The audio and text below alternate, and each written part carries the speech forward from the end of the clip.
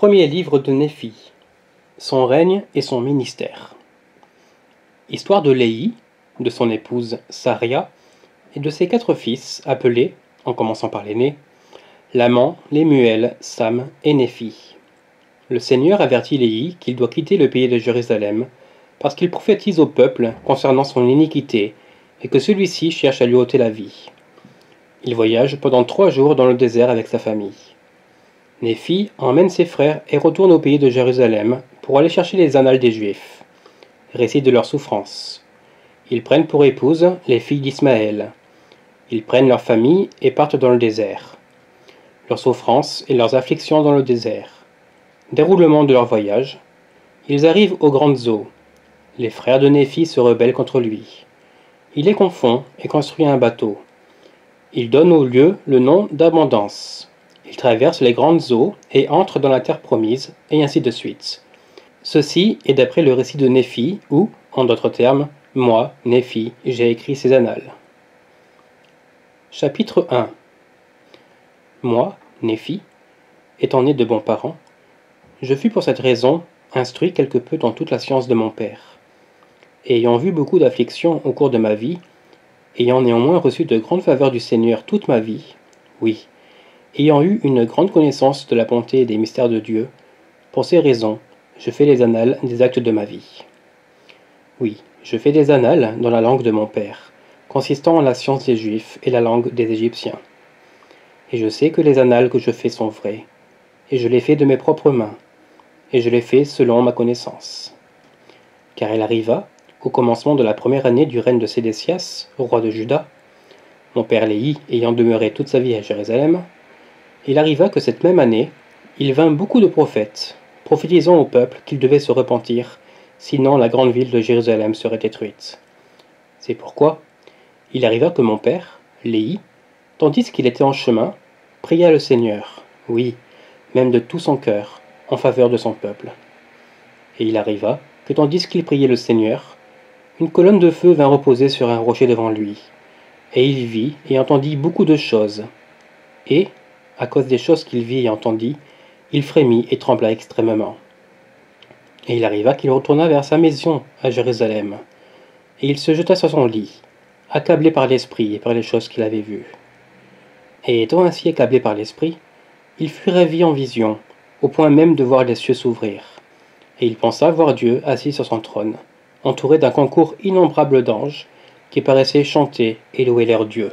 Et il arriva qu'il vit un être descendre du milieu du ciel, et il vit que son resplendissement surpassait celui du soleil à midi. Et il en vit aussi 12 autres le suivre, et leur état dépassait celui des étoiles du firmament. Et ils descendirent et s'en allèrent sur la surface de la terre, et le premier vint se tenir devant mon père, et il lui donna un livre, et lui commanda de lire. Et il arriva que tandis qu'il lisait, il fut rempli de l'Esprit du Seigneur. Et il lut, disant, « Malheur, malheur à Jérusalem, car j'ai vu tes abominations. Oui, il y eut beaucoup de choses que mon père lut concernant Jérusalem, qu'elle serait détruite, ainsi que ses habitants. Beaucoup périraient par l'épée, et beaucoup seraient emmenés captifs à Babylone. Et il arriva que lorsque mon père eut lu et vu beaucoup de choses grandes et merveilleuses, il dit en s'exclamant beaucoup de choses au Seigneur telles que « Grandes et merveilleuses sont tes œuvres, ô Seigneur Dieu Tout-Puissant. Ton trône est haut dans les cieux, et ta puissance, et ta bonté, et ta miséricorde sont sur tous les habitants de la terre. Et, parce que tu es miséricordieux, tu ne souffriras pas que ceux qui viennent à toi périssent. » Et c'est dans ce genre de langage que mon père loua son Dieu. Car son âme se réjouissait, et son cœur tout entier était rempli à cause des choses qu'il avait vues, oui, de ce que le Seigneur lui avait montré. Et maintenant, moi, Néphi, je ne fais pas un récit complet des choses que mon père a écrites, car il a écrit beaucoup de choses qu'il a vues dans des visions et dans des songes. Et il a aussi écrit beaucoup de choses qu'il a prophétisées et dites à ses enfants, dont je ne ferai pas le récit complet. Mais je vais faire le récit des actes de ma vie. Voici, je fais l'abrégé des annales de mon père sur des plaques que j'ai faites de mes propres mains. C'est pourquoi, lorsque j'aurai abrégé les annales de mon père, je ferai le récit de ma vie.